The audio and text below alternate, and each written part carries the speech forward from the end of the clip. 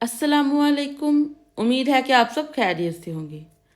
आज का हमारा लेसन है लेसन नंबर 52। इस लेसन में हम पढ़ेंगे पर्सनल प्रोनाउंस के डाटिव केसेस को। जैसे कि पिछले लेसन में हमने पर्सनल प्रोनाउंस के अक्यूजेटिव केसेस को पढ़ा था, तो आज के लेसन में हम पर्सनल प्रोनाउंस के डाटिव केसेस को पढ़ने जा रहे हैं। तो चलिए आइए स्टार्ट करते हैं। इश इश का अक्यूजेटिव केस होगा मिश, एंड डाटिव केस जो कि आज का हमारा लेसन है वो है मियाँ। इश, मिश, मियाँ। इसी तरह डू है, डू का अक्यूजेटिव केस होगा डिश, एंड डाटिव केस होगा दिया।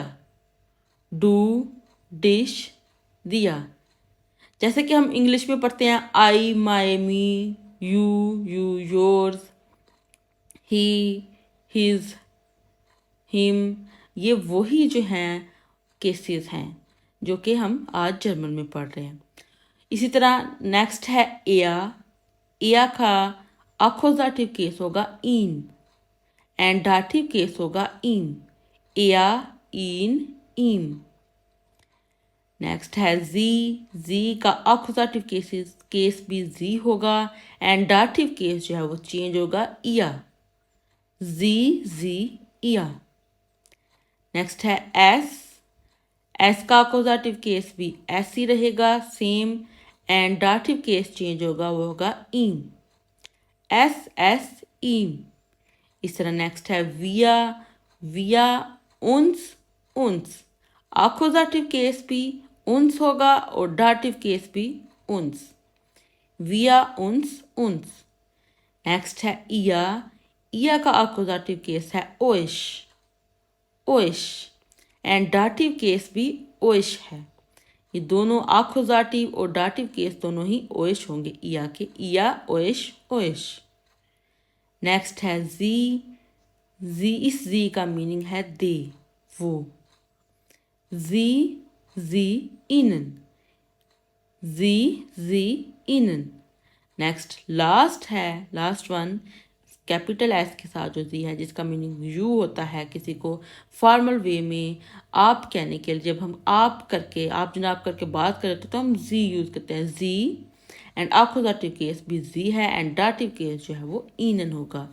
इनन भी का आई जो है वो इसमें कैपिटल होगा। जब हम इनन कह रहे होंगे, यू कह रहे होंगे, यू के लिए यूज़ कर रहे होंगे, आप कहने के लिए यूज़ कर रहे होंगे इनन को, तो हम आई जो है वो कैपिटल रखेंगे। एंड इसी तरह जैसे दे का डाटिव केस, सी का डाटिव केस जो है वो इनन है, इसमें आई स्मॉल होगा।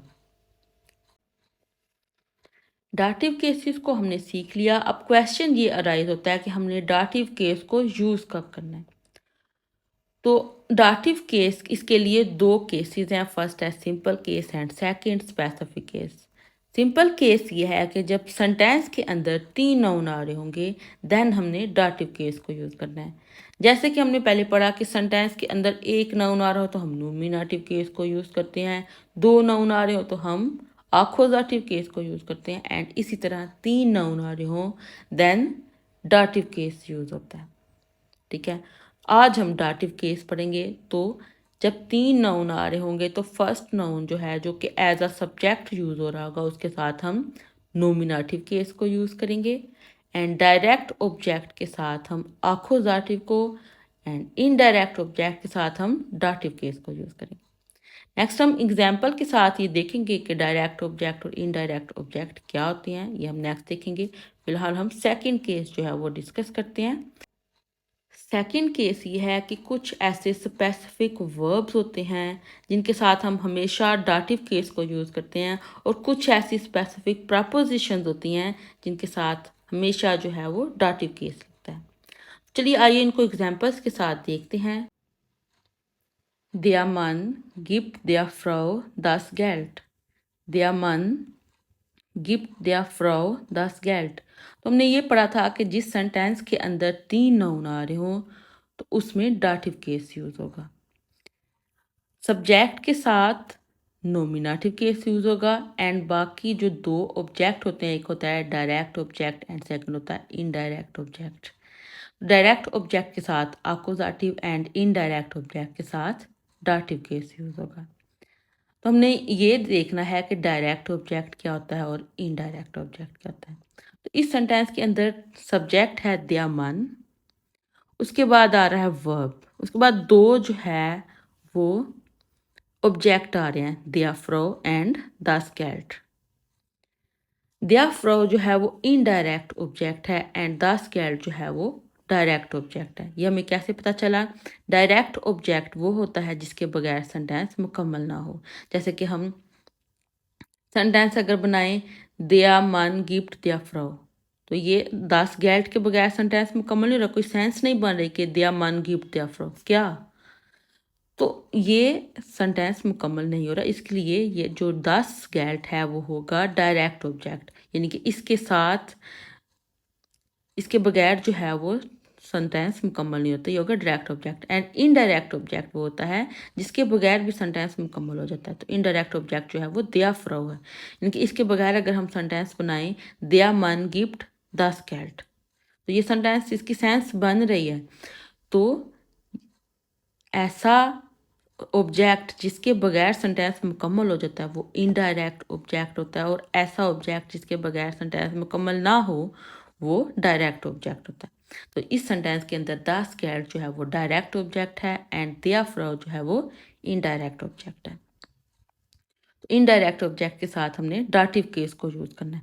तो फ्रो के साथ फ्रो का जो हम नेक्स्ट अब जो है इस सेंटेंस को हम किस में चेंज कर लेते हैं, प्रोनाउंस में, क्योंकि हमारा प्रोनाउंस टॉपिक है। तो दिया मान को हम एया में, एया प्रोनाउंस आ जाएगा उसकी जगह पे, मान के साथ मान का के लिए हम प्रोनाउंस एया यूज़ करते हैं, तो एया आ गया।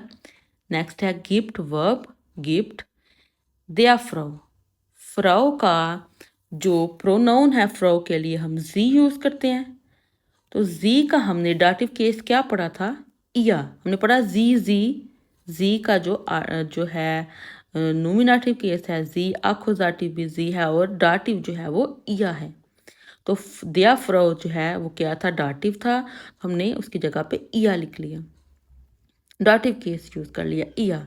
नेक्स्ट द स्केल्ट, या गिफ्ट या 10 गेल्ट, 10 गेल्ट, गेल्ट के साथ जो है वो अक्यूजेटिव केस यूज हो रहा है, या गिफ्ट या 10 गेल्ट। हम ये भी कह सकते हैं या गिफ्ट या एस, यानी कि 10 गेल्ट का जो प्रोनाउन है वो एस होता है, क्योंकि ये 10 है, 10 जो है वो न्यूट्रल के साथ आता है, गेल्ट गेल्ट के साथ 10 लिखा हुआ है, तो इसका मतलब ये न्यूट्रल है। तो न्यूट्रल जो है उसके लिए हम प्रोनाउन एस यूज करते हैं, तो हम लिख लेंगे या गिफ्ट या एस। इस सेंटेंस की समझ आ गई। अब हम नेक्स्ट सेंटेंस देखते हैं, जी शैंक्ट मियाँ दी उआ, जी शैंक्ट मियाँ दी उआ। इस सेंटेंस के अंदर जो है मियाँ जो है वो डाटिव केस है, तो जी जो है जी शैंक्ट, क्योंकि इसके अंदर भी 3 क्या आ रहे हैं, नाउन आ रहे हैं।